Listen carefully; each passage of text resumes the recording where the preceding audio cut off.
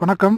இதுதான் உஜாலா கத்திரிக்காய்ங்க. உஜாலா கத்திரிக்காயை பொறுத்த வரைக்கும் பார்த்திங்கன்னா மார்க்கெட்டில் 150, 200, 250 இந்த 3 ரேஞ்சு தாங்க. இதுக்கு தாண்டி மார்க்கெட்டில் விலை போகலை. ஸோ இப்போ நான் ஒரு 4 விதமான கத்திரிக்காய் எடுத்துருக்கேன். இதில் பார்த்திங்கன்னா 2 கத்திரிக்காய் பார்த்திங்கன்னா சொத்த கத்திரிக்காய். 4ல் 2 கத்திரிக்காய் சொத்த கத்திரிக்காய் இருந்தும் பார்த்திங்கன்னா நம்ம மருந்து அடிச்சுக்கிட்டு தான் இருக்கோம்.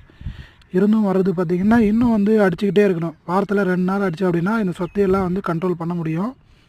அடிக்க முடியாத சூழ்நிலை. காரணம் என்னென்னு பார்த்தீங்கன்னா 100, 150, 200க்கு கூட கத்திரிக்காய் போனால் மருந்து வாங்கியெல்லாம் அடிக்க முடியாதுங்க.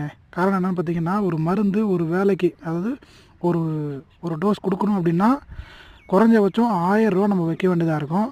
வாரத்தில் 2 நாள் மருந்து அடித்தா தான் இந்த மாதிரி குருத்து புழுவெல்லாம் போகும். இல்லை அப்படின்னா போகாது.